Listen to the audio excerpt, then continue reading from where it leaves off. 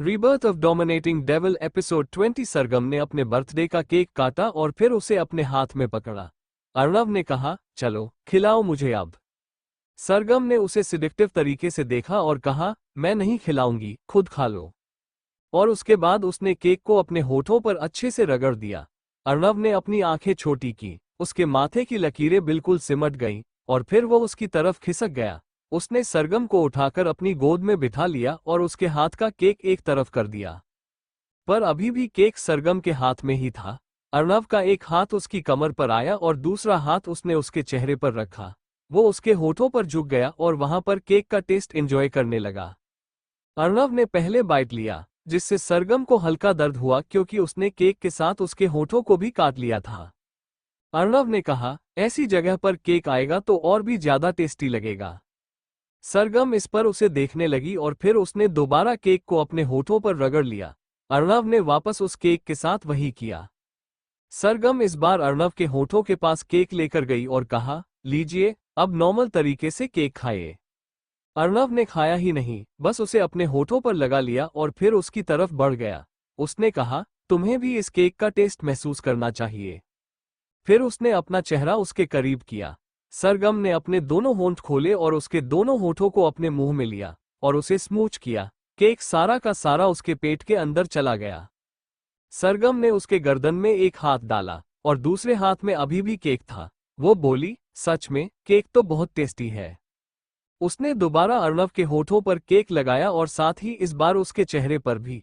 अर्णव ने कहा, मैंने शेविंग नहीं की है। सरगम ने कहा, कल कर लेना प्लीज, मुझे आपकी दाढ़ी बहुत अच्छी लगती है। उसके बाद उसने अपनी टंग बाहर निकाली और अर्णव के गाल को लिक करने लगी और उस केक को अपने अंदर लिया। अर्णव ने कहा, ये टेस्ट तो मुझे भी चाहिए। उसने सरगम के हाथ से केक ले लिया और उसे सरगम की तरफ लेकर बढ़ा। सरगम तुरंत उसकी गोद से खड़ी हो गई और बोली, गलत बात, मेरा केक खत्म नहीं हुआ और आपने मेरे हाथ से केक छीन लिया। वापस करो मुझे मेरा मीठा वाला केक। अर्णव उसकी तरफ कदम बढ़ाते हुए बोला, तुम्हें तो मीठे से एलर्जी है ना, खाती नहीं हो ज्यादा मीठा। अगर घर में कुछ मीठा बन जाए, हलवा, खीर या कोई लड्डू, बर्फी, तुम ज्यादा नहीं खाती, बस थोड़ा खाती हो। मतलब तुम्हें मीठा ज्यादा पसंद नहीं, तो केक कैसे ज्यादा खा रही हो? मुझे बहुत पसंद है मीठा, स्पेशली केक। और अगर मेरी पसंदीदा जगह पर मेरा केक मिले तो मैं बहुत ज्यादा खुश हो जाऊंगा। इसके बाद वो उसकी तरफ बढ़ने लगा। सरगम समझ गई थी कि अर्णव कहाँ कहाँ उसे केक लगाकर खाएगा। सरगम बालकनी की तरफ आए। अर्णव अपनी बालकनी में आया। सरगम नीचे से झुककर वापस कमरे में आ गई। अर्णव ने कहा, ज्यादा करोगी तो सारे केक के साथ खेलूंगा। सरगम ने कहा, नहा पड़ जाएगा। अर्णव ने कहा, मैं हूं ना, मैं अपने प्यारे प्यारे हाथों से अपनी प्यारी प्यारी सरगम की बॉडी को अच्छे से नहला दूंगा। सरगम ने कहा, ऐसा मत करो। फिर वो तुरंत अपनी सैंडल उतारकर बेड के ऊपर चढ़ गई। अर्णव ने कहा, लगता है केक के साथ होली खेलनी पड़ेगी। उसके बाद उसने पूरा का पूरा केक उठाया। वो चॉकलेट केक था। सरगम के हाथों में देखकर अर्णव घबरा गया और उसने तुरंत अपने जूते उतार दिए। वह बेड ज्यादा ऊंचा नहीं था, इसलिए एक छलांग में ही ऊपर हो गया। सरगम मुड़कर नीचे उतरना चाहती थी, लेकिन तभी अर्णव ने एक हाथ में जो सरगम का कटा हुआ केक का स्लाइस था, उसे लेकर उसके पेट पर रख दिया और उसके पेट पर पूरी चॉकलेट रगड़ दी। थोड़ा सा केक नीचे बेडशीट पर गिर गया। सरगम को ठंडी ठंडी केक की चॉकलेट जब लगी तो उसका पूरा बदन शिहर उठा। वो गहरी गहरी सांस लेने लगी। अर्णव ने उसे बेड पर पीछे की तरफ धक्का दिया। सरगम का सारा केक बेडशीट पर गिर गया। अर्णव ने कहा, गलत बात, तुमने बेडशीट खराब कर दी, अब तुम्हें पनिशमेंट मिलेगी। सरगम ने देखा कि बेडशीट बिल्कुल सफेद थी। उसने कहा, मतलब आपने जानबूझकर सफेद बेडशीट बिछाए, डार्क रंग की भी बिछा सकते थे। अर्णव ने कहा, प्यार की निशानी तो सफेद बेडशीट पर ही दिखेगी। उसके बाद वह केक के साथ उसके ऊपर झुक गया। उसके एक हाथ में अभी भी केक था। उसने उसे साइड टेबल पर रखा और खुद को नीचे की तरफ मूव किया। उसने उसके पेट पर अपने होंठ रखे और उसे अपनी टंग से लिक करने लगा। सरगम को अर्णव के छूने से जो एहसास हुआ, उसमें वो बिल्कुल ही खो गई। अर्णव ने उसकी साड़ी का पल्लू एक तरफ कर दिया, जिससे उसकी परफेक्ट फिगर वाली कमर सामने आ गई। अर्णव उसकी कमर पर टूट पड़ा और उसे अपनी टंग से लिक करने लगा। सरगम बिल्कुल कांप गई उसके एहसास से। अर्णव ने केक पर अपना हाथ दे मारा, जिससे केक की शक्ल बिगड़ गई। सरगम ने देखा और उसका दिल और भी ज्यादा घबराने लगा। अर्णव ने उसकी साड़ी का पल्लू एक तरफ गिरा दिया और फिर उसके ऊपर आ गया। उसने उसके ब्लाउज पर हाथ रखा और उसे एकदम से उसके बदन से अलग कर दिया। वह फट गया था।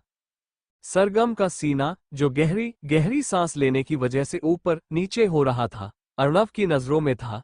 उसकी नजरों में आज लस्ट था, पर वो जबरदस्ती का नहीं था। उसने केक से सने हाथ को उसके सीने पर रगड़ दिया। अर्णव की ऐसी टच से सरगम पूरी तरह कांप गई। अर्णव ने उसके इनर को भी झट से निकाला और फिर अपनी टंग को उसके सीने पर रखा और उसे पूरा खाने लगा। अर्णव ने कहा, "ये सच में बहुत टेस्टी है, तुम भी खाओगी?" और उसके बाद उसने अपने होठों पर हल्की सी केक लगाई और अर्णव के होठों पर बढ़ गया। अर्णव के कपड़े खराब हो गए, क्योंकि उसकी शर्ट सरगम के सीने से लग गई।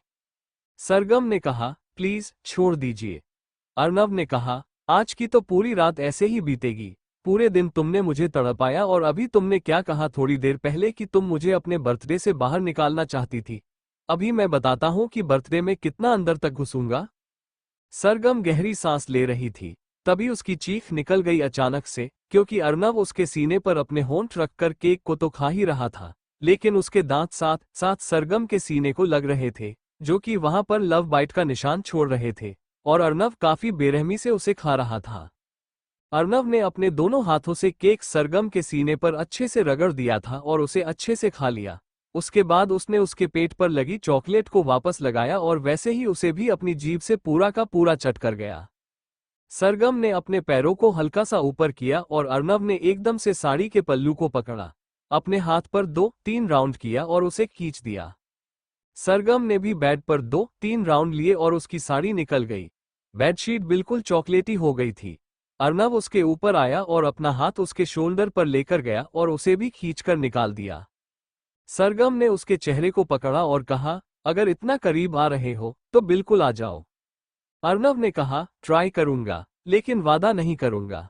उसके बाद उसने उसके होठों पर अपने होंठ रखे और अपने हाथों को उसके सेंसिटिव एरिया के पास ले गया।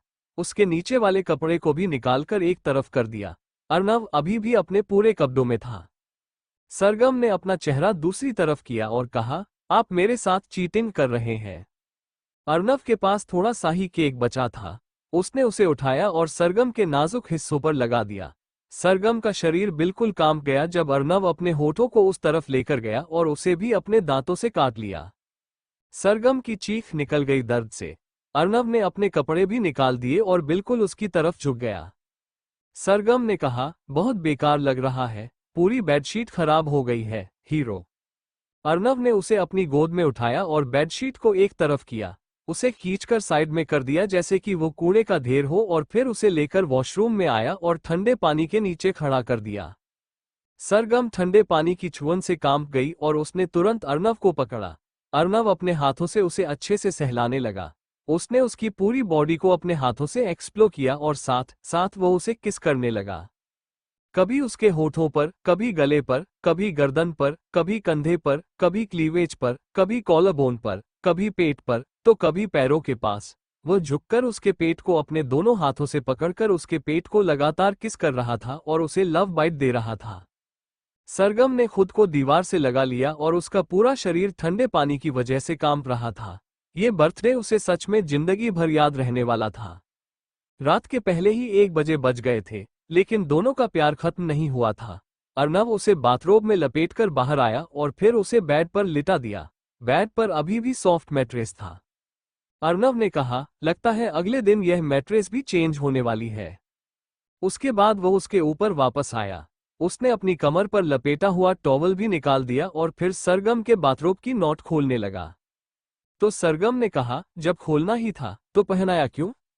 अर्णव ने उसके होठों पर अपने होंठ रखे और कहा, "ऐसे में प्यार करने का मजा ही कुछ और है।" उसके बाद उसने खुद को बिल्कुल उसके ऊपर एडजस्ट किया और उसके पैरों को अपने ऊपर कर लिया। अर्णव शायद पूरी तरह से तैयार हो गया था अपना प्यार देने के लिए। वह काफी थका हुआ था जब कंपनी में काम कर रहा था। उसने 5वीं मीटिंग में ही कह दिया था कि वह अगली मीटिंग रखे, लेकिन फिर भी उसने वह 5वीं मीटिंग पूरी की थी और 6ठी भी। 7वीं मीटिंग के लिए जैसे ही वह निकला था, अर्नव अपना सामान पैक कर रहा था। वो सबसे इम्पोर्टेंट डेलीगेट से मिला। उन्होंने कहा, what is this mister Arnav Singh Raizada? हम यहाँ मीटिंग के लिए आए हैं और आप? अर्नव ने कहा, आपकी शादी हो चुकी है सर। उस डेलीगेट ने कहा, हो चुकी है। अर्नव के चेहरे पर मुस्कान आ गई और उसने उसे देखते हुए कहा, अगर आपकी वाइफ आपको कहे कि आज घर पर रुको, गुस्से में जिद करके बोले, और आपको कहीं जाना हो, तो आप क्या करेंगे? उसे इम्पोर्टेंट काम छोड़ेंगे या फिर अपनी वाइफ को? वो फौरन डेलीगेट समझा नहीं और कहा, ऑफ कोर्स, अपनी मीटिंग को छोड़ूंगा। वाइफ के साथ कोई पंगा ले सकता है क्या आज के टाइम पर? हमें घर से बाहर निकाल देती है वो। उसके बाद उसने अपने हाथों की लकीरों को ठीक किया और पूछा, वैसे आप हमसे ये सवाल क्यों कर रहे हैं? हम यहाँ रात को मीटिंग के लिए आए हैं। अर्नव ने कहा, आई नो, और मैं आपकी असिस्टेंट को एक बार नहीं, कई बार फोन करके कह चुका हूं कि मैं मीटिंग नहीं कर पाऊंगा क्योंकि आज मेरी वाइफ का बर्थडे है और वो सुबह से नाराज है। मुझे उसे सरप्राइज देना है, लेकिन मैं दे नहीं पा रहा। जैसे आपने कहा, अगर वो मुझे घर से बाहर निकाल देगी तो मैं कहीं का नहीं रहूंगा, और अगर मैं घर से बाहर हो गया तो मीटिंग भी नहीं कर पाऊंगा। एक रिक्वेस्ट है, कल दोपहर को मीटिंग कर सकते हैं? मैं कल पक्का मीटिंग करूंगा। आप चाहे जितनी चाहे उतनी लंबी मीटिंग कर ले, लेकिन फिलहाल मुझे मेरी वाइफ के पास जाना है। उस फॉरेन डेलीगेट ने अपने सीने पर हाथ रखा और उसे सहलाते हुए बोला, अर्नव सिंह रायजादा, लगता है आप अपनी वाइफ से बहुत प्यार करते हैं। बाकी आपने बात बिल्कुल सही कही। वाइफ मतलब तबाही, और उसकी बात नहीं मानी तो मैं भी घर से बाहर निकल जाऊंगा। इतना बड़ा बिजनेसमैन रोड पर आ जाएगा सिर्फ अपनी वाइफ की वजह से। मैं भी अपनी वाइफ से बहुत प्यार करता हूं, और आपका ये जल्दबाजी में यहां से जाना भी दिख रहा है। आपने मेरी वजह से उनका बर्थडे मिस किया, गलती कर दी। बता देते पहले कि बर्थडे में नहीं आता। चलो, कोई बात नहीं, हम कल मीटिंग करेंगे और मैं कोई नुकसान नहीं होने दूंगा आपका। वैसे भी आपके काम करने के स्टाइल को मैं बहुत अच्छे से जानता हूं। बिना मीटिंग किए भी हम इस मीटिंग को फिक्स कर सकते हैं। अर्नव ने कहा, अगर ऐसा है तो डायरेक्ट प्रोजेक्ट पर बात करते हैं। पर उस फॉरेन डेलीगेट ने कहा, नहीं नहीं, हम एक मीटिंग तो फिर भी करनी चाहिए, क्योंकि हमें आगे भी बताना होता है कि कैसे हमारे रिलेशन बने। एकदम से प्रोजेक्ट पर वर्क करेंगे तो लोग कहेंगे कि हमने कोई चक्कर चलाया है। अर्नव ने कहा, वह भी है। अभी आप बताइए कि मीटिंग करनी है या? फिर उसने कहा, नहीं नहीं, आप जाइए, और मैं भी चलता हूँ। मैं भी अपनी वाइफ को कहीं डिनर के लिए लेकर चलता हूँ। वह भी सोचेगी कि पति मेरा बदल गया, पति मेरा भगवान है। अर्नव भी तो शैतान था। अर्नव मुस्कुराया और उसके बाद वह भी उसके साथ वहां से निकल गया। आलोक ने अपने सर पर हाथ रखा और कहा, चलो अच्छा है, बॉस सच में चले गए। मेरे पास मेरी वाली का फोन आ रहा है। वो कॉल पिक करता है और पलक कहती है, तुम भी बिल्कुल अपने बॉस की तरह बन जाओ। उसका भी तो बर्थडे आने वाला है। पलक से तो दुनिया बचाए। उसके बाद वह भी चला गया। रास्ते में अर्नव को भी पलक का फोन आ गया। उसने बताया कि सरगम बहुत ज्यादा नाराज हो चुकी है अर्नव से। उसने अर्नव को यह भी बताया कि एजेंट में उसने मिताली के साथ मिलकर अर्नव का पूरा कमरा डेकोरेट करवा दिया है। सुबह का वक्त सिंह रायजादा मैंशन हॉल में लगे डाइनिंग टेबल पर इस वक्त हर कोई मौजूद था और अपना अपना ब्रेकफास्ट कर रहे थे, सिवाय सरगम को छोड़कर। सबको यही लग रहा था कि अर्नव एक तो लेट आया, ऊपर से उसका बर्थडे इतने बेकार तरीके से सेलिब्रेट हुआ है, इसीलिए सरगम नाश्ता करने भी नहीं आए। क्योंकि डाइनिंग टेबल पर अर्नव मौजूद था, शायद उसे पता चल गया था कि अर्नव आ गया है, इसीलिए वो नाश्ता करने नहीं आए। मिताली ने कहा, जल्दी खा और जल्दी निकल, उसके बाद मुझे अपनी बेटी को भी नाश्ता कराना है। अर्नव ने उसे देखा और कहा, आपके कहने का मतलब क्या है कि जल्दी खाओ जल्दी निकलो? क्या आपके लिए आपकी बहू मुझसे ज्यादा इंपॉर्टेंट हो गई? मिताली ने कहा, अगर तू उसे इस तरीके से परेशान करेगा तो जिंदगी भर के लिए मैं उसे अपने पास रख लूंगी और तुझे घर से बाहर आउट कर दूंगी। अर्नव उसे देख रहा था और खुद से बोला, वो लड़की मेरी वजह से नहीं आई, इस बात के लिए मैं एग्री करता हूँ, लेकिन वो मुझसे नाराज नहीं है। उसके बाद वो पिछली रात के बारे में सोचने लगा और फिर अपना नाश्ता शांति से करने लगा। मिताली जी ने अपना नाश्ता खत्म किया और कहा, मैं सरगम को देखकर आती हूँ। मिताली सरगम के कमरे में गई, लेकिन सरगम अपने कमरे में नहीं थी। वो अर्नव के कमरे में थी और बहुत ही मैसी कंडीशन में थी। अगर मिताली को सरगम उसके कमरे में ना मिलती तो वह पक्का अर्नव के कमरे में जाती और कमरे का हाल देखकर ही उन्हें पता चल जाता कि हुआ क्या है। तभी अर्नव तुरंत खड़ा हुआ और बोला, मैं खुद लेकर आऊंगा उसे। मिताली रुक गई और बोली, रहने दे, तू वहां गया ना तो उसे फिर काटेगा। अर्नव मिताली के पास आया और उसके कंधे पर हाथ रखकर सोफे की साइड ले जाते हुए बोला, अगर नाराज मेरी वजह से हुई है तो उसे मनाने का हक भी मुझे ही है। कोई नहीं आएगा, ठीक है, चलो यहीं पर बैठो और शांति से अपना नाश्ता कर लो। उसके बाद वो तुरंत सीढ़ियों की तरफ भाग गया। वो फटाक से अपने कमरे में आया और दरवाजा अंदर से बंद किया। उसने देखा, सरगम बिल्कुल बेलिबास होकर शांति से बिस्तर पर सो रही थी और पूरी की पूरी ब्लैंकेट उसके ऊपर से हटकर नीचे जमीन पर गिर गई थी। पिछली रात वो दोनों एक न हुए थे, लेकिन फिर भी एक तरीके से एक हो चुके थे। सरगम की पूरी बॉडी चॉकलेट से ढकी हुई थी और एक तरफ चॉकलेट केक रखा हुआ था, जो कि अभी भी अधूरा था। अर्नव केक की तरफ गया और उसे डस्टबिन में फेंक दिया, क्योंकि वो आधा अधूरा और बेकार था। अब कौन खाता उसे? उसके बाद वो सरगम के पास आया और उसके सर को सहलाते हुए बोला, सरगम, सरगम। सरगम ने कोई रिएक्शन नहीं दिया। वो पलट गई तो अर्नव को उसकी बैक पर पैरों के पास जितने भी जगह उसने लव बाइट्स दिए थे, सब नजर आने लगे। अर्नव ने सच में इस बार तो एक जगह नहीं छोड़ी थी। ऐसा लग रहा था कि सरगम ने लव बाइट्स की एक कॉस्ट्यूम बना रखी है। अर्नव ने फिर से उसके सिर पर हाथ रखा और कहा, सरगम, उठो। सरगम की नींद खुल गई। उसने अपनी आंखें खोली और मुड़कर अर्नव को देखा। वो बोली, मुझे बहुत पेन हो रहा है। अर्नव ने कहा, अभी मैंने पेन देने वाला काम किया है तो पेन तो होगा ही ना। सरगम ने अपना सिर हल्के से उठाया और अर्नव के थाई पर रख दिया। फिर उसने अपनी कमर पर हाथ लपेट लिया। दोनों के सामने उसके सीने पर दिए हुए वो रेड और पिंक कलर के लव बाइट्स के निशान आ गए। अर्नव को काफी अजीब लग रहा था उन सबको देखकर।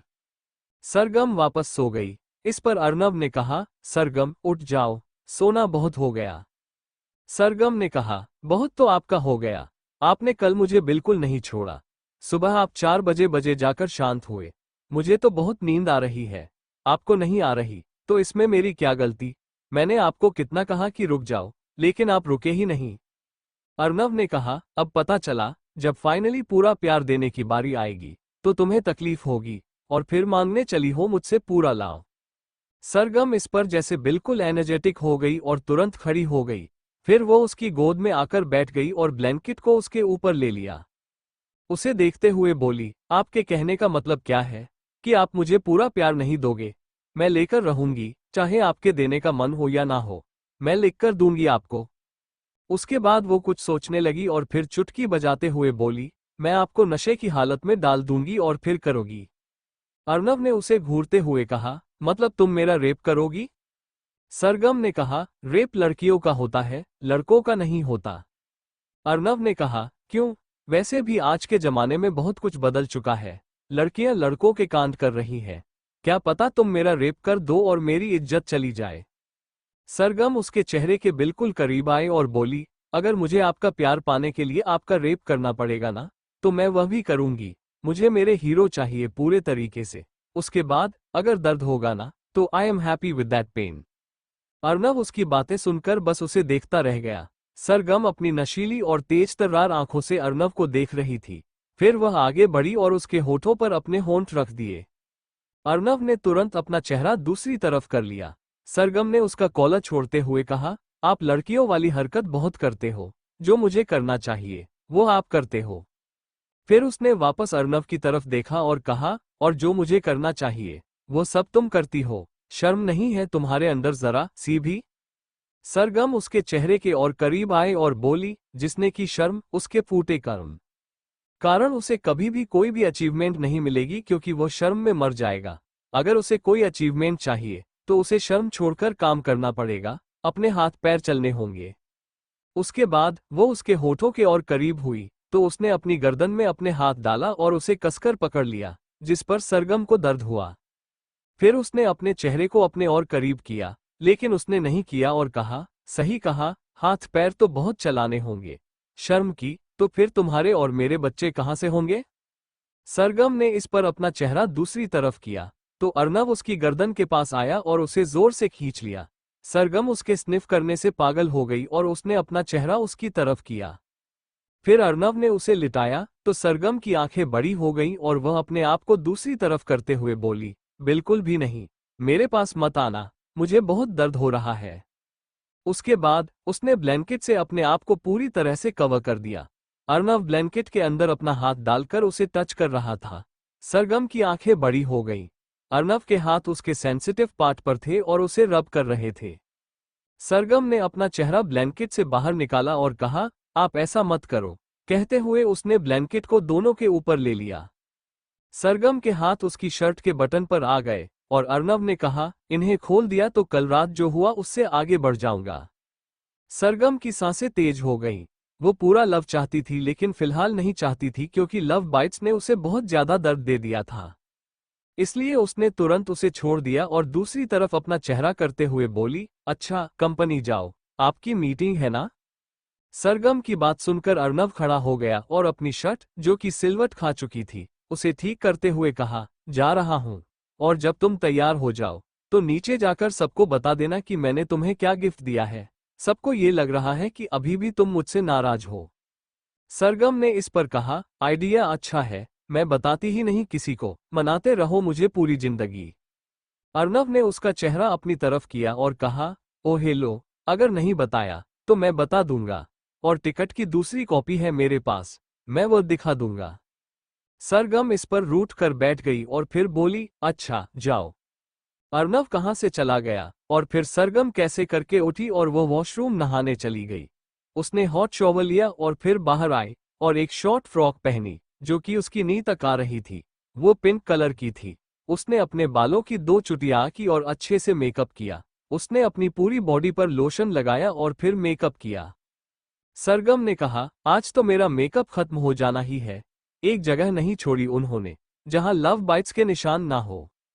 वो अपने बेड पर बैठी हुई थी और अपने साथ मेकअप किट लिए बैठी थी। वो हर जगह कंसीलर, फाउंडेशन सब कुछ लगा रही थी और अपने स्किन टोन को नॉर्मल कर रही थी। उसने अपनी गर्दन पर भी और बाकी पर भी किया। सरगम ने कहा, ओह गोड, गर्दन को कैसे कवर करूं? यहां तो मेरा हाथ ठीक से जा ही नहीं रहा। अगर यह हो तो उनसे करवाती। उसके बाद उसने अपने बालों की चोटियां खोल दी और फिर उन्हें खुले रहने दिया और पीछे गर्दन को बिल्कुल छुपा दिया और कहा, अब यही करना होगा और कोई ऑप्शन ही नहीं है मेरे पास। उसके बाद उसने क्रूज शिप वेडिंग का टिकट उठाया और फिर वहां से हंसते हुए कूदते हुए नीचे की तरफ चली गई। वो नीचे आई और सबको बोली, मेरी शादी। हर कोई हैरान था। सबने एक साथ कहा, क्या? किसकी शादी? सरगम सारिका के पास आई और उसे पढ़ते हुए बोली, मेरी शादी। सारिका ने कहा, वो तो हो ही जाएगी ना बेटा। सरगम ने अपना सिर हिलाया और कहा, ये देखो, हीरो मेरे लिए लेकर आए। मेरी शादी सच में क्रूज पर होगी, यह वो भी 15 दिन बाद। उसके बाद वो वहीं पर खुशी से बच्चों की तरह नाचने लगी। वो चारों उसे नाचते हुए देख रहे थे। उसके बाद सारिका ने लिफाफा खोला और अंदर एग्रीमेंट देखा। अर्नव ने एग्रीमेंट करवा लिया था और 10 दिन के लिए क्रूज शिप का 4th फ्लोर रेंट पर ले लिया था। वहां पर अब कोई भी बुकिंग नहीं होने वाली थी। ये बस गनीमत ठीक है। वो 4th फ्लोर पर सिर्फ 2-3 कमरे ही बुक थे। बाकी सारे के सारे कमरे खाली थे। वहां के स्टाफ भी काफी सपोर्टिव थे, इसलिए उन्होंने उन 2-3 कमरे वालों से रिक्वेस्ट करके उनके कमरे अलग अलग फ्लोर पर शिफ्ट करवा दिए और वो पूरा का पूरा फ्लोर अर्नव सिंह राजा के नाम पर हो गया। सरगम काफी खुश नजर आ रही थी। वो नाचने लगी, गाने लगी। फिर वो बोली, मुझे अपने हीरो के लिए कुछ बनाना है।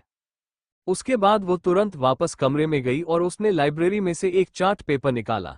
तभी उसकी नजर एक पुरानी सी किताब पर गई। उसने पूरी लाइब्रेरी को देखा। वहां पर सारी की सारी किताबें नई थीं, और अगर पुरानी भी हो गई थीं, तो उन्हें भी अच्छे से रखा गया था, लेकिन इसका कवर ही पुराना था। सरगम ने उसे उठाया और कहा, ये हीरो ने ऐसी किताब क्यों रखी हुई है? उसने ध्यान से देखा तो वो स्पाइरल थी और उसके अंदर पेपर अटैच किए हुए थे। सरगम उसे लेकर बेड पर आई और उसने पहले पेज खोला तो उसमें सरगम की पहली लिरिक्स लिखी हुई थी। सरगम ने कहा, हीरो के पास अभी भी यह सब है, मुझे लगा फेंक दिया होगा। उसके बाद वह वापस लाइब्रेरी के पास गई और वहां पर देखने लगी तो नीचे वाले रेक में उसे सारे के सारे चार्ट पेपर तह किए हुए मिले। सरगम ने कहा, हीरो इसे भी बचा कर रखते हैं। उसके बाद उसने कमरे में ध्यान दिया तो उसकी फोटोज तो पूरी एक दीवार में ढकी ही हुई थी, लेकिन बेड वाली दीवार पर टंगी हुई थी। अर्नव ने कुछ चार्ट पेपर्स को फ्रेम करवा कर टांग दिया था और कुछ चार्ट पेपर को उसने वापस संभाल कर रखा था और उसकी सारी लिरिक्स को भी उसने संभाल कर रखा था। सरगम ने उन्हें खुश होकर वापस रख दिया और फिर उसने एक नया येलो कलर का चार्ट पेपर निकाला।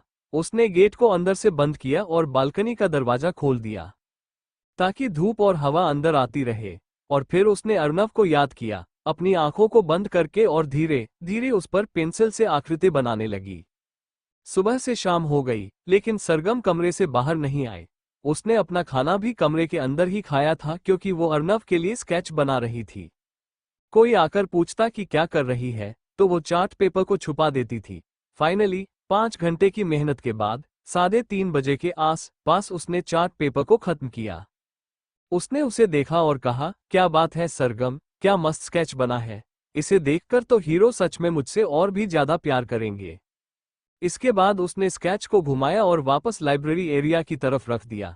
फिर उसने एक छोटा सा A4 साइज का पेपर निकाला और उसमें गाना लिखने लगी, लेकिन वह सोच रही थी कि कौन सा गाना लिखे। वो खुद से बोली, किस गाने की लाइन लिखूं? कोई अच्छा सा लाइन मिल जाए, बस फिर गाना तो अपने आप बन जाएगा।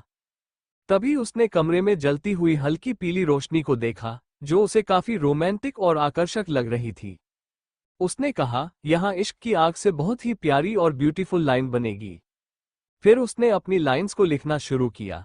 पहला अंतरा, तेरे बिना ये रातें अधूरी सी लगे, तेरी यादों की चादर मुझ पर ओढ़ी रहे, हर एक लम्हा तेरा जैसे कोई जादू, तेरे बिना दिल मेरा बस एक खामोशी का साजू, तेरे नजरों का जादू जैसे चांदनी की किरण, तू मेरी हर खुशी, तू मेरा है सारा जमाना। कोरस, इश्क की आग में जलते हैं हम, तेरे संग बहे ये हर एक ख्वाब हम, दिल की धड़कन में तेरा ही नाम है, तू है मेरी जिंदगी, तू मेरा आराम है। दूसरा अंतरा, तेरी हंसी में छिपा है मेरा सारा जहां, तेरे बिना हर खुशी है अधूरी, ये सच का जहर, जब तू पास हो हर दर्द भुला दूं, तेरे साथ बिताए हर पल में जी लूं, तेरे प्रेम की लहरें मुझे बहाए जाएं, तेरे संग हर राह पर खुशियों के फूल खिल जाएं।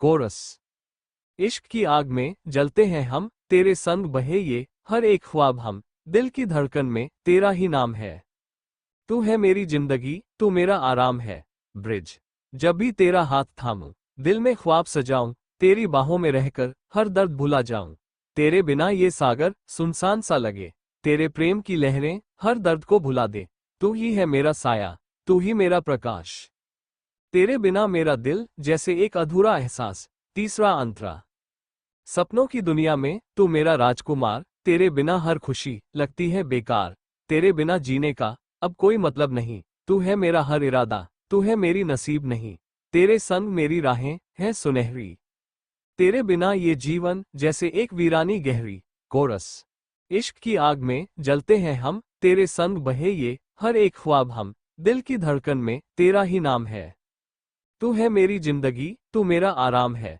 अंतरा, आजा तू मेरे पास, मैं तुझ में खो जाऊं, तेरी बाहों में रहकर हर दर्द भुला जाऊं, तेरे इश्क की रोशनी मेरे जीवन का आधार, तू है मेरा सब कुछ, तू है मेरा प्यार, हर लम्हा तेरा इंतजार जैसे आसमान की ऊंचाई, तेरे बिना ये दिल जैसे एक वीरान सी सदा। कोरस, इश्क की आग में जलते हैं हम, तेरे संग बहे ये हर एक ख्वाब हम, दिल की धड़कन में तेरा ही नाम है, तू है मेरी जिंदगी, तू मेरा आराम है। आउटरो, तेरे बिना मेरी सुबह जैसे बिना सूरज की, तेरे साथ ही जी लूं हर एक लम्हा खुशी की, तू है मेरा सब कुछ, तू है मेरा प्यार, इश्क की इस आग में जलते हैं हम हर बार। सरगम ने अच्छे से लिरिक्स को लिख दिया। लिखते लिखते वो उन लिरिक्स को बोल भी रही थी और उसे काफी खुशी हो रही थी। लिरिक्स लिखने के बाद उसने उन्हें भी एक तरफ रख दिया। फिर उसने बालकनी की ओर जाकर आसमान की तरफ देखा। सूरज ढलने लगा था। उसने खुद से कहा, हीरो आते होंगे। फिर वो बालकनी में चली गई। उसने देखा कि एक कार जल्दी से मैंशन के अंदर आई। पीछे वाली सीट से अर्नव बाहर निकला, जबकि ड्राइवर कार को दूसरी तरफ ले गया। अर्नव अंदर की तरफ आया। उसके चेहरे पर फ्रस्ट्रेशन और परेशानी साफ साफ दिख रही थी। सरगम ने सोचा, इन्हें क्या हुआ? क्या प्रॉब्लम है? क्या कोई कंपनी में कुछ हुआ है? तभी उसका फोन बजने लगा। उसने देखा तो पलक और निमृत का एक साथ कॉल आ रहा था। दोनों ने उसे कुछ बताने के लिए फोन किया था। सरगम ने कॉल उठा लिया। सरगम, कल कॉलेज आएगी ना? पलक ने एक्साइटेड होकर पूछा। कॉलेज क्यों आना है? सरगम ने सवाल किया। निमृत ने कहा, अरे कल एडमिशन हो रहा है हमारा। सरगम को कुछ पता नहीं था, इसलिए उसने कहा, कौन सा एडमिशन? कैसा एडमिशन? काहे का एडमिशन? पलक ने हंसते हुए कहा, तूने मैसेज नहीं चेक किया क्या? अभी ग्रुप पर मैसेज आया है। हमारा सेकंड ईयर का ग्रुप भी क्रिएट हो गया है हमारे मेंटोर के साथ। और तुझे पता है हमारा मेंटोर कौन है इस बार? सरगम ने उत्सुकता से पूछा, कौन है? और मेरे पास तो कोई मैसेज नहीं आया। निमृत ने चिढ़ाते हुए कहा, क्या मैडम आपने एक बार भी फोन नहीं देखा? सरगम ने शर्मिंदा होते हुए कहा, नहीं देखा, सॉरी, अभी देखती हूँ। उसने फोन को स्पीकर पर डालकर देखा। 4-5 सब्जेक्ट्स के ग्रुप ऑलरेडी क्रिएट हो चुके थे और ऊपर से मैसेज आया था कि अगले दिन हर स्टूडेंट को अपने एडमिशन फॉर्म्स फाइल करने और फीस जमा करने के लिए कॉलेज आना है। सरगम ने कहा, ऑनलाइन क्यों नहीं करते? पलक ने हंसते हुए कहा, आर्ट कॉलेज में यही होता है। हम मेडिकल या कॉमर्स के स्टूडेंट्स नहीं हैं जो ऑनलाइन हो जाएगा। अभी जाकर सब कुछ सेलेक्ट करना होगा। तो तू कल चलेगी ना? सरगम ने कहा, हाँ जाना ही पड़ेगा। और मेंटोर कौन है? पलक ने बताया, नियंत्रण की बहन। सरगम हैरान होकर बोली, व्हाट, उसकी बहन प्रोफेसर है? पलक ने जवाब दिया, हाँ, उसकी बहन सेकंड और थर्ड ईयर के स्टूडेंट्स को पढ़ाती है। नियंत्रण से 5 साल बड़ी है और 1.5 साल पहले ही कॉलेज में ज्वाइन की थी। अपने दम पर आई है। सच बोलूं तो उसे पढ़ाना नहीं आता, बस फालतू में टीचर बन गई है। कसम से, उसके असाइनमेंट्स बहुत ही भारी होते हैं। सीनियर्स से पूछा था तो कहते हैं कि बाकी सब्जेक्ट्स को छोड़ देते हैं, लेकिन इसका नहीं छोड़ सकते क्योंकि वो बहुत ज्यादा स्ट्रिक्ट है। सरगम ने कहा, मुझे शादी करनी है, लोग मेरे ऊपर असाइनमेंट थोप रहे हैं। निमृत ने कहा, मतलब पहले अपने होने वाले पति को मना तो ले शादी के लिए कि तुझे कहाँ करनी है शादी?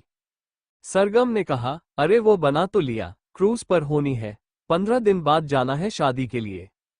पलक ने कहा, 15 दिन बाद तेरी शादी की रस्में शुरू हो रही हैं और तूने अभी हमें बताया? मतलब तू तो शायद बताने भी नहीं वाली थी हमें अगर हम तुझे फोन करके ना पूछते कि तुझे कल कॉलेज आना है या नहीं। सरगम ने कहा, अरे तो अभी सब कुछ फिक्स थोड़ी हुआ है, बस यही तो हो रहा है कि 15 दिन बाद जाना है। अभी शॉपिंग भी तय नहीं हुआ कि किस दिन क्या होगा, कैसे रहना है। पहले तुम इनविटेशन दे दो। फालतू में अगर अचानक से प्लान में कोई फेर बदल हो गया, फिर मैं तुम्हें फोन करके बताऊंगी तो तुम कहोगी कि पहले सब कुछ फिक्स कर लो उसके बाद बताना। निमृत ने कहा, अच्छा ठीक है, कोई बात नहीं। तो ये बताओ कि 15 दिन बाद तो हमारे कॉलेज शुरू हो रहे हैं और वो खडूस नियंत्रण की बहन जो प्रोफेसर है, वो क्या करेगी? शादी करेगी कि कॉलेज जाएगी? सरगम ने कहा, दिमाग खराब है क्या? मैं अपनी शादी करूंगी, कॉलेज क्यों जाऊंगी? कह दूंगी प्रिंसिपल को कि शादी है मेरी। वैसे भी शादी के लिए थोड़ी रोक सकता है वह मुझे। निमृत ने कहा, और तुझे लगता है कि वह मान जाएगा? पलक ने कहा, अरे कहाँ मानेगा, कुछ नहीं मानेगा। कहेगा बेटा, अभी आप बहुत छोटे हो, पहले पढ़ाई कर लो, बाद में शादी कर लेना, शादी पोस्टपोन कर लेना। ऐसा ही कहेगा और क्या कहेगा। आज कल के सारे टीचर्स और प्रोफेसर यही तो है। कितना भी इम्पोर्टेंट फंक्शन हो, आपके पेरेंट्स रहेंगे, लेकिन आप कॉलेज अटेंड करो। और एक शादी हमारी है तो हमें तो रहना ही पड़ेगा ना। हमारी हिस्से की शादी हमारे पेरेंट्स करेंगे। पलक बहुत ज्यादा फ्रस्ट्रेट हो रही थी, जिस पर निमृत और सरगम ने एक साथ सवाल कर दिया, क्या हो गया? तू इतना फ्रस्ट्रेट क्यों है? कुछ कहा क्या आलोक जी ने? पलक ने कहा, आलोक जी का नाम मत लो उस निकम्मे के सामने। सरगम ने कहा, क्या हुआ? पलक ने रोते हुए कहा, उसकी फैमिली उसकी शादी कहीं और कराना चाहती है और वह पागल इंसान मेरे बारे में बोल ही नहीं रहा। मेरी लव स्टोरी तो गली में अटक गई। सरगम ने कहा, गली में अटक गई?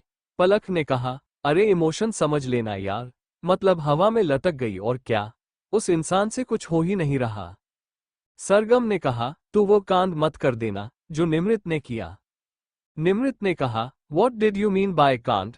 सरगम ने कहा, शादी से पहले प्रेग्नेंट। पलक ने कहा, शादी से पहले प्रेग्नेंट?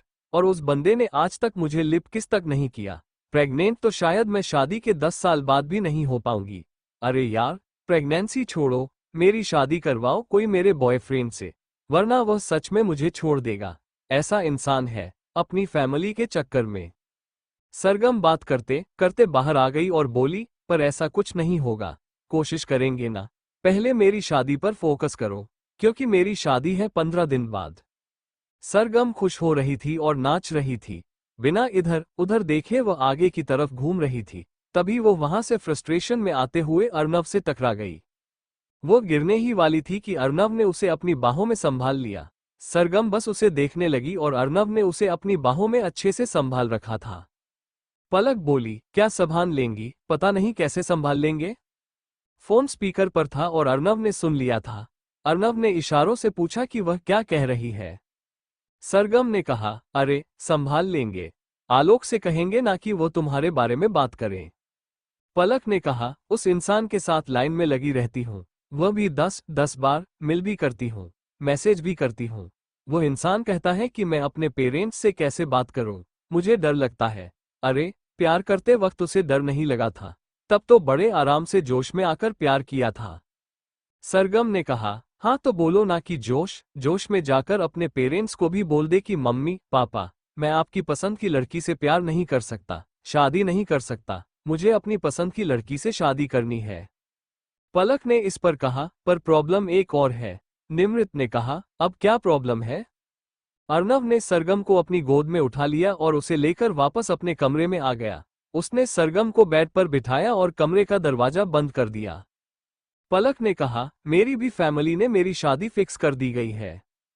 सरगम की आंखें बड़ी हो गईं और वो बोली, व्हाट द हेल। तभी अचानक से अर्नव आया और सरगम के ऊपर झुक गया। सरगम बिल्कुल हैरान हो गई।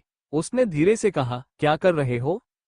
अर्नव ने उसके होठों को अपने होठों से बंद कर दिया और धीरे से उसके कान के पास आकर कहा, I am frustrated, give me some relaxation by love. उसके बाद अर्नव ने वापस उसके होठों को दबा लिया। उधर से पलक ने कहा, व्हाट द हेल, मुझे समझ में नहीं आ रहा, क्या करूं? अगर उसने मना भी लिया तो मैं कैसे मनाऊं? मेरी भी तो फैमिली उसकी फैमिली की तरह है। निमृत ने कहा, तो भागकर शादी कर लो। पलक ने कहा, हाँ, हर जगह भागकर शादी कर लो, बस यही काम रह गया है हमारे पास। निमृत ने कहा, तो सरगम से पूछो, शायद उसके पास कोई आइडिया हो।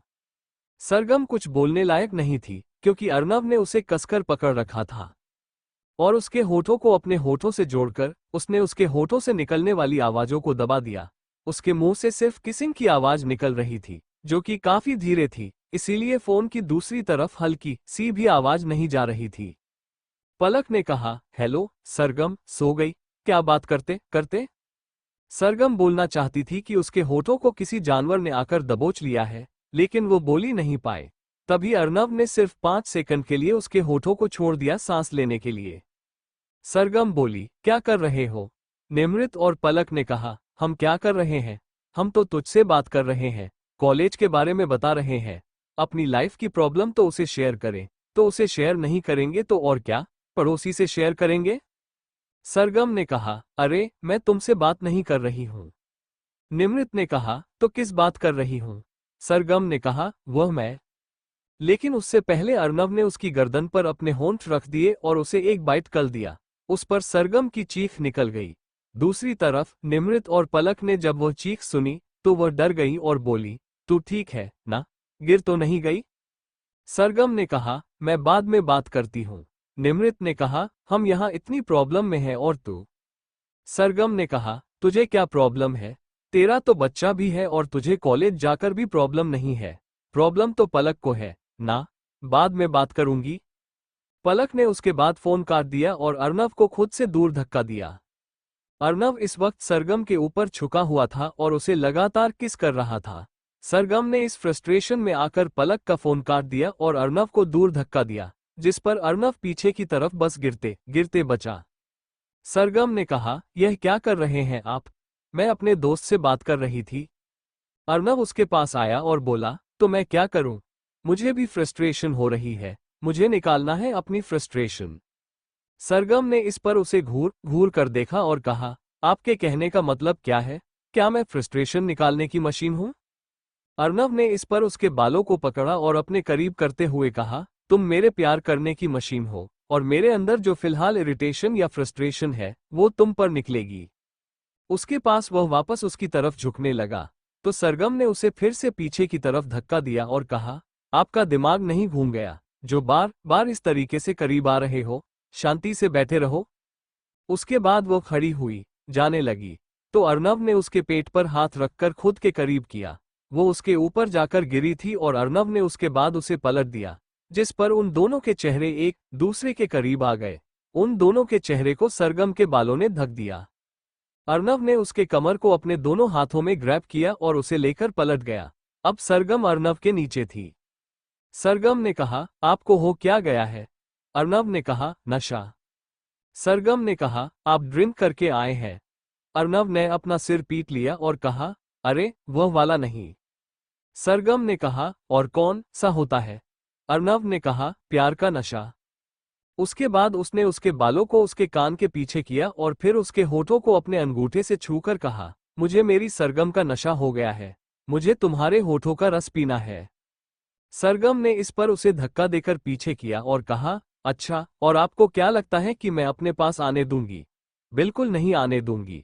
आपकी वजह से मेरी दोस्त, मैं नहीं जानती मेरे बारे में क्या सोच रही होगी।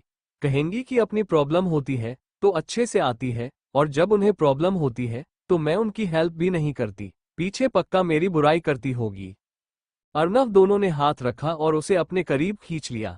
उसे कसकर पकड़ते हुए कहा, तुम पर ट्रस्ट करने के लिए मैं हूं तो सही। दुनिया की क्या पड़ी है तुम्हें? सरगम ने कहा, आज आपका दिमाग थोड़ा अलग नहीं हो गया है? मतलब स्क्रू ढीला हो गया है क्या? कोई पार्ट गिर गया है आपके दिमाग का? अर्नव ने कहा, ऐसा कुछ नहीं है। उसके बाद उसने उसकी गर्दन पर अपने होंठ रखकर उसे चूमने लगा, जिस पर सरगम एक वक्त के लिए चौंकी और फिर दूर जाने को लगी। तो अर्नव ने उसे वापस बिस्तर पर गिराया और कहा, तेरी रूह की गहराई में समाना चाहता हूँ, हर एक धड़कन में तेरा नाम लिखना चाहता हूँ, तेरी आंखों की ख्वाबों में खोकर बस तुझे हर एक लम्हा जीना चाहता हूँ। सरगम ने उसे एक फोर्स और ब्राइट स्माइल के साथ देखते हुए कहा, आपको नहीं लगता कि आपको ज्यादा ही बड़ी शायर हो रहे हैं आज कल? एक काम करो, शायरी कंपटीशन में पार्ट ले लो, पक्का जीत जाओगे, फर्स्ट प्राइज आएगा। पीछे से अर्नव ने उसे देखा और फिर उसके होठों पर झुक गया, उसे फोर्सली किस करने लगा। सरगम की सांसें तुरंत अटक गई। वह अपने हाथ पैर को छटपटाने लगी, लेकिन अर्नव उसे बस किस किए ही जा रहा था। लगातार उसने 20 मिनट तक उसे पैशनेटली किस किया और फिर उसके गाल पर अपने हाथ रखते हुए कहा, तुम्हारे कहने का मतलब क्या? मेरी शायरी अच्छी नहीं थी? सरगम ने उसके कंधे पर हाथ रखे और कहा, आपको हो क्या गया है आज? जब से आए अजीब सा बिहेव कर रहे हो, वरना मुझसे दूर हो गए। अर्नव सरगम की तरफ जाते हुए बोला, दिमाग खराब हो गया मेरा आज कंपनी जाकर। सरगम उसके पीछे गई और बोली, क्यों, क्या हो गया? अर्नव ने अपनी शर्ट बाजू के बटन को खोलते हुए उसे ऊपर की तरफ चढ़ा लिया और शर्ट के ऊपर के 2-3 बटन को खोल दिया। सरगम उसकी बाजू से आगे की तरफ निकलकर उसके पास आई और अपने दोनों पैरों को उसके पैरों पर रख दिया, जिस पर उसकी हाइट पूरी तरीके से ना सही, लेकिन कुछ कुछ अर्नव जितनी हो गई, और बोली, क्या हो गया आपको? आपने कंपनी में अंदर? इस पर अर्नव ने उसे देखा तो सरगम ने अपने शब्दों को ठीक करते हुए कहा, मेरे कहने का मतलब किसी ने क्या किया कंपनी में, जिसकी वजह से आप इतना ज्यादा गुस्सा कर रहे हैं, और सारा गुस्सा मेरे होठों पर निकाल दिया। देखो मेरे लिप्स कितने ज्यादा सूज गए हैं। उसके बाद सरगम ने अपने लिप्स उसे दिखाए। अर्नव ने उसके चेहरे को देखते हुए कहा, अभी तो न जाने क्या क्या होगा, शादी के बाद तैयार रहा। उसके बाद वो चांद की तरफ देखने लगा तो सरगम उसे देखने लगी और बोली, यह मेरी चांदनी, हाँ यह मेरा चांद कितना खूबसूरत है। उसके बाद उसने हाथ डाले। तभी अर्नव की नजर नीचे गार्डन एरिया की तरफ गई, जहां पर मिताली, विक्रम, सारिका और वशिष्ठ थे। वो बोनफायर जलाकर बैठे हुए थे। तभी मिताली की नजर ऊपर की तरफ गई। उसने सरगम लेकर आ जा, उसे अपनी आंखों के इशारे से। अर्नव ने कहा, ओके। सरगम ने कहा, ओके किसे कह रहे हैं आप? मैंने इतना अच्छा लाइन बोला आपके लिए और आप मुझे ओके बोलेंगे? This is not fair. Arnav ने कहा, तुम्हें नहीं बोल रहा हूं, मम्मी को बोल रहा हूं। सरगम इस पर हैरान हो गई और अंदर कमरे की तरफ देखते हुए कहा, मम्मी कहीं भी तो नहीं है। अर्नव ने कहा, तुम्हारे पीछे है। सरगम ने अपने पीछे देखा और फिर उसकी नजर नीचे गई। हर कोई बोनफायर के मजे ले रहा था और वो बोली, अरे वाह बोनफायर।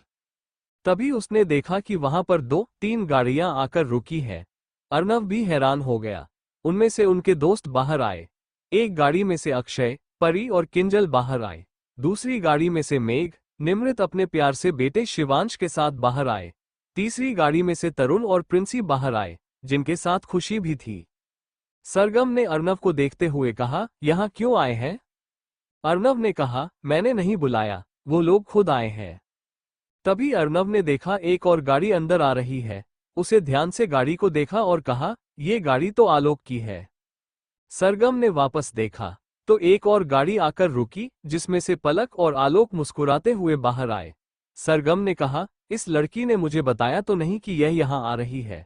अभी थोड़ी देर पहले तो ये बोल रही थी कि अपने घर पर है और अचानक से यहाँ आ गई। अर्नव ने उसकी कमर पर हाथ रखा और कहा, नीचे चलकर देखते हैं कि क्या है। आपने देखा कि चारों खड़े हो गए हैं और उन सबके पास चले गए हैं। उन्होंने बोनफायर के पास बुला लिया। वो सारे वहां पर बैठ गए हैं। वहां पहले से ही उन्होंने गाड़ियां बढ़ा दी थी ताकि वो बैठ सके आराम से। उनकी ठीक से बात समझ में नहीं आ रही थी, क्योंकि फर्स्ट फ्लोर और ग्राउंड फ्लोर के बीच का गैप काफी अच्छा खासा था। बहुत बड़े बड़े मकान थे इस एरिया में और यहाँ पर भी यही था। लगभग 1.5 फ्लोर ऊपर जो असली होता है, उसके ऊपर तो फर्स्ट फ्लोर बनाया था इन्होंने। तभी उसने मेघ की बात सुनी, वैसे आंटी, आपने हमें यहाँ बुला तो लिया, पर जिनकी शादी हो रही है वह कहाँ है? उन्होंने कुछ डिसाइड नहीं करना क्या शादी के बारे में? आपने हमें यहाँ शादी के लिए डिस्कशन के लिए बुलाया है और जिनकी शादी है वही नहीं आए हैं। मिताली ने कहा, वह है ऊपर। सबकी नजर ऊपर की तरफ चली गई। सरगम और अर्नव की बाहों में बाहर डालकर आराम से खड़ी थी। अर्नव ने तुरंत सरगम को छोड़ दिया और सरगम ने भी तुरंत अर्नव को छोड़ दिया। निमृत चिल्लाते हुए बोली, अब तो हमने देख लिया, अब तो कर अपने हीरो को प्यार बेशुमार। सरगम को इस पर अजीब लगा। उसे शर्म आ गई, इसलिए वो अर्नव के पीछे जाकर खड़ी हो गई। मिताली ने कहा, आ रहे हो तुम दोनों नीचे या नहीं आ रहे हो? अर्नव ने कहा, थोड़ी देर के लिए आऊंगा, बस काम है मुझे कुछ। सरगम बैठ जाएगी आप सबके साथ। उसके बाद उसने सरगम का हाथ पकड़ा और उसके साथ नीचे की तरफ आ गया। आज हल्की हल्की ठंड थी, इसलिए सरगम शॉल लपेट कर आई थी, पर अर्नव ने अभी तक अपने ऑफिस के कपड़े नहीं बदले थे और वह वैसे ही बैठ गया था सबके साथ। उसकी भी रोंगटे खड़े हो रहे थे ठंड में। इसीलिए सरगम ने कहा, लीजिए, आप भी आ जाइए शॉल में। इस पर किंजल, निमृत, खुशी, प्रिंसी इन तीनों ने कहा, ओ सो स्वीट। सरगम की आंखें बड़ी हो गई और वह अपने आप को दूसरी तरफ घिसकाने लगी। तो मिताली ने कहा, कोई बात नहीं बेटा, शेयर कर लो। सब शेयर करके बैठे हुए हैं। अर्नव ने सरगम को खड़ा किया और फिर उसका शॉल अपने ऊपर लपेटा और सरगम से कहा कि वह उसके आगे आकर बैठे। सरगम उसके आगे आकर बैठ गई और अपने दोनों हाथों से उसे शॉल में अच्छे से कैद किया। बीच में से ही अर्नव ने उसकी कमर पर हाथ रखा, जो कि किसी को दिख नहीं रहा था शॉल की वजह से, और उसे हल्का सा पीछे किया, जिस पर सरगम उसकी गोद में आकर बैठ गई। सरगम ने कहा, इस तरीके से तो आपके पैर में दर्द होगा, उसने काफी धीरे कहा था। अर्नव ने कहा, तो रात को दबा देना। सरगम ने कहा, ठीक है। मिताली और सारिका खड़े हो गए और बोले, हमने बोनफायर के लिए कुछ सामान तैयार किया है, हम आज डिनर में वही खाएंगे। उसके बाद वो दोनों वहां से किचन में चली गईं और थोड़ी देर बाद नौकरों के साथ कुछ प्लेट्स लेकर वहां आईं और बोनफायर के पास रख दिया। उन्होंने नूडल्स और साथ में जैकफ्रूट बर्गर की एवोकाडो साल्सा और साथ में लास्ट में स्ट्रॉबेरी मिल्कशेक, जो कि खाने के बाद मिलने वाला था, वो सब सबको दिया और फिर अपनी अपनी जगह पर जाकर बैठ गईं। अर्नव ने एक बोल में सरगम के हाथों पर रखा और एक बार उसे खिला रहा था और एक बार खुद से खा रहा था। इसी तरीके से प्रिंसी और तरुण भी एक दूसरे को खिला रहे थे। परी एक छोटी सी कटोरी लेकर बैठी थी और वह उसमें खा रही थी और गिर भी रही थी। किंजल उसे बार बार डांट रही थी। इस पर अक्षय ने कहा, तो एक काम करो, इसे तुम खा लो, मैं अपनी बेटी को अपने हाथों से खिला दूंगा। उसके बाद उसने परी को अपनी गोद में लिया और उसे अपने हाथों से खिलाने लगा। शिवांश बार बार निमृत के खाने में हाथ मार रहा था, इसलिए निमृत ने थोड़ा गुस्से से कहा, तुम्हारी खाने की उम्र नहीं है, तुम्हारी उम्र सिर्फ दूध पीने की है।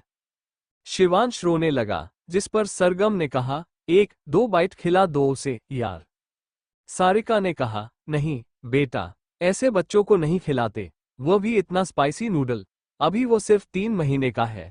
उसे सिर्फ दूध और पानी और कुछ नॉर्मल विटामिन, जो कि बच्चों के लिए होता है, वही खा सकता है और कुछ नहीं खा सकता।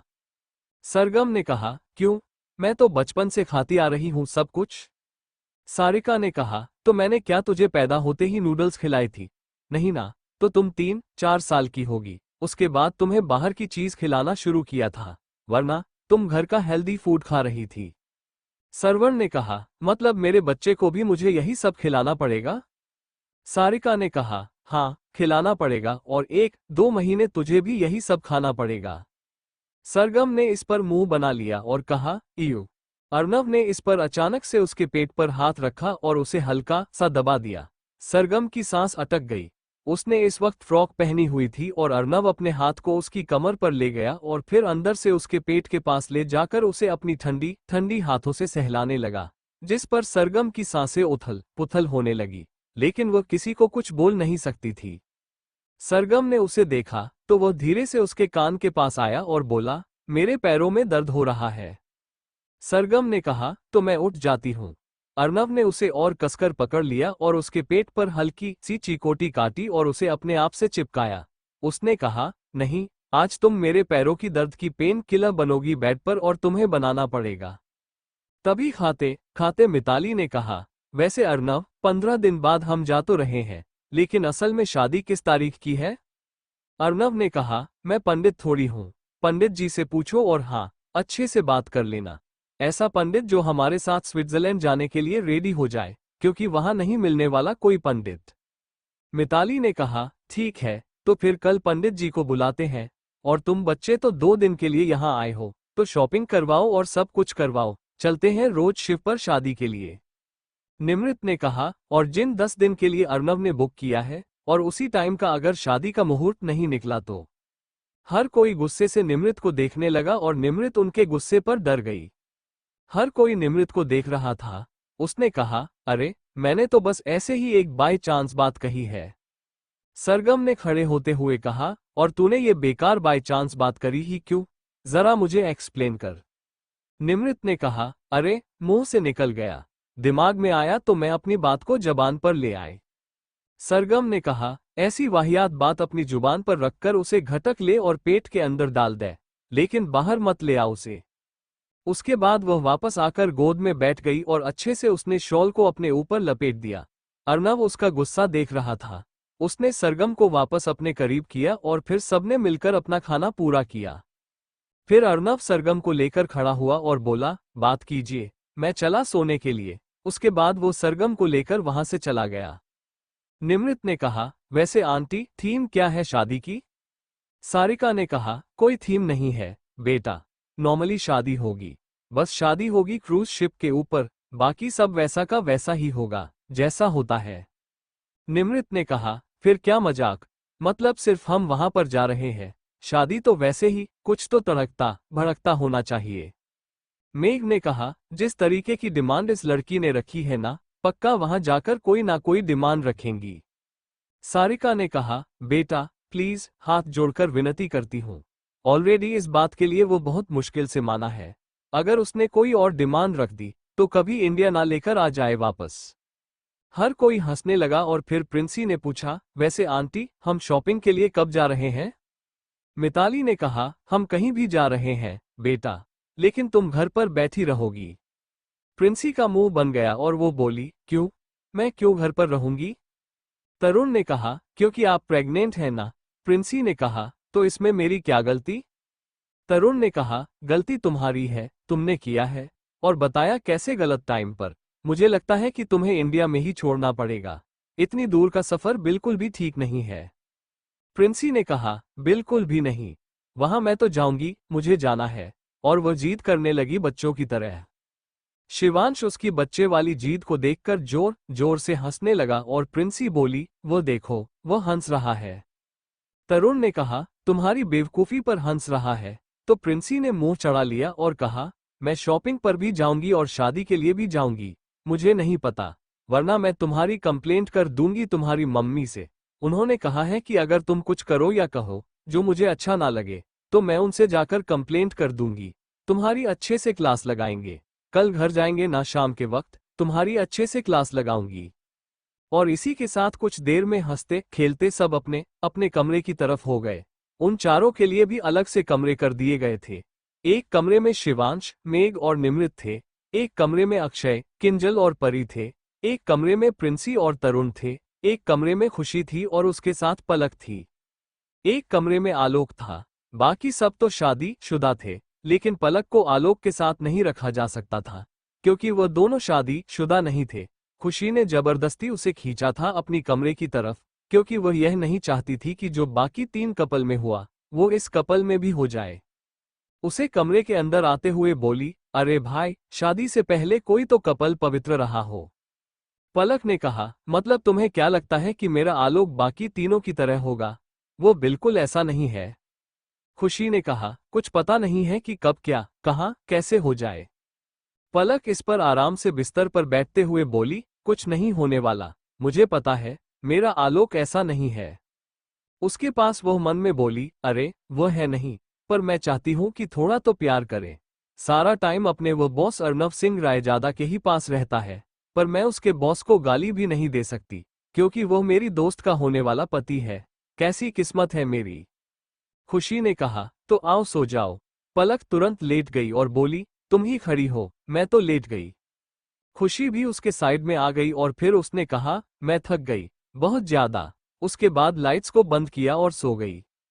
खुशी ने लगभग अर्नव को अपने दिल से निकाल दिया था और वह खुश थी। वो सरगम के साथ देखकर वो कोई थर्ड पर्सन नहीं बनना चाहती थी उसकी लाइफ में। अगर अर्नव की खुशी सरगम में है, तो उसकी खुशी दोनों की खुशी में। रात के लगभग 12 बजे के आस पास अर्नव का काम पूरा हुआ। वो काफी थक गया था और कंपनी में भी बहुत अच्छे से काम किया था। तभी उसने स्टडी रूम की खिड़की से देखा, बाहर बारिश आ रही थी। वो खिड़की के पास आया और उसे बंद करने को हुआ। तभी उसने नीचे देखा, बोनफायर जो जलकर वह छोड़कर आए थे, वो पूरी तरीके से बुझ गया था और धुआं भी निकल रहा था, लेकिन अब वो धुआं भी ठंडा ठंडा पड़ रहा था। उसने गेट को अच्छे से बंद किया, ताकि बारिश की बूंदें कमरे के अंदर ना आए और पर्दा लगा दिया। फिर वह वासी लेते हुए बाहर आया और स्टडी रूम का दरवाजा बंद किया और अपने कमरे की तरफ बढ़ गया। वो कमरे में आया और लाइट्स को 1 मिनट के लिए चालू किया। जब बिस्तर उसने खाली देखा, तो वह हैरान हो गया। उसने खुद से कहा, ये लड़की नाराज होकर अपने कमरे में तो नहीं चली गई। इसीलिए वो ये सोचकर वहां से जाने लगा। तभी उसे बालकनी से गाने की आवाज सुनाई दी। ये साजिश है बूंदों की कोई ख्वाहिश है चुप चुप सी। ये साजिश है बूंदों की कोई ख्वाहिश है चुप चुप सी। देखो ना देखो ना देखो ना देखो ना। अर्नव बाहर बालकनी में आ गया और वह भी देखने लगा। उसने देखा, सरगम ने अभी तक अपने कपड़े नहीं बदले। वह अपनी इस शॉर्ट फ्रॉक में थी, जो कि उसकी बॉडी से बिल्कुल चिपक गई थी और उसके कव और फिगर काफी अच्छे से बाहर की तरफ नजर आ रहा था। सरगम अभी भी गाने गा रही थी और अपने हाथ को बालकनी की रेलिंग से लगाकर उसे टैप कर रही थी। अर्नव उसके पास आया, जैसे कि वो उसकी आवाज में मदहोश हो रहा हो। उसने उसे अचानक से पीछे से पकड़ लिया और उसके गालों को किस किया।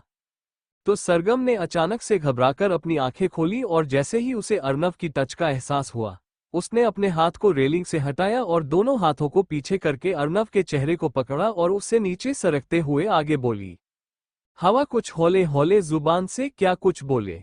क्यों दूरी है ए फ्लैट दरमिया देखो ना देखो ना देखो ना देखो ना। उसके बाद वो पलट गई और उसके सीने से लग गई। जिस तरह उसका नाम टैटू था, वो उसकी शर्ट के बाहर नजर आने लगा। क्योंकि बारिश काफी तेज हो रही थी और अर्नव की शर्ट भी बिल्कुल उसके बदन से चिपक गई थी। उसकी वो ग्रे कलर की शर्ट से बाहर उसका नाम का वो टैटू साफ साफ दिखने लगा। वो जब भी उस टैटू को देखती थी, उसे अर्नव पर और भी ज्यादा प्यार आता था। उसने उसके लिए दर्द सहते हुए टैटू करवाया। सरगम उसके सीने से दूर हटी और उसको देखने लगी। उसने अर्नव की शर्ट के बटन पर अपना हाथ रखा और उन्हें धीरे धीरे खोलते हुए आगे की लाइन कही, फिर ना हवाएं होंगी इतनी बेशरम, फिर ना डगमग डगमग होंगे ये कदम। हाय, फिर ना हवाएं होगी इतनी बेशरम, फिर ना डैग मैग डैगमग होंगे ये कदम। और इसी के साथ सरगम ने ऊपर से 45 बटन्स को खोल दिया और अर्नव ने शर्ट की राइट साइड को हल्का सा एक तरफ किया और उसके टैटू को अपने दूसरे हाथ से टच किया। फिर अपने हाथ को उसके बालों में फंसाया और उसे अपनी तरफ खींचा। सरगम लगातार उसे वहीं पर किस करती रही और फिर उसे देखते हुए बोली, इतना दर्द सहा आपने मेरे लिए? अर्नव ने कहा, कोई बात नहीं, मैं तुमसे प्यार करता हूं। शायद यही मेरे प्यार जाहिर करने का तरीका था। सरगम इस पर बस उसे देख रही थी। फिर उसने वापस उसे टैटू को देखा और अपनी आंखों को बंद करके उसे चूमना शुरू किया।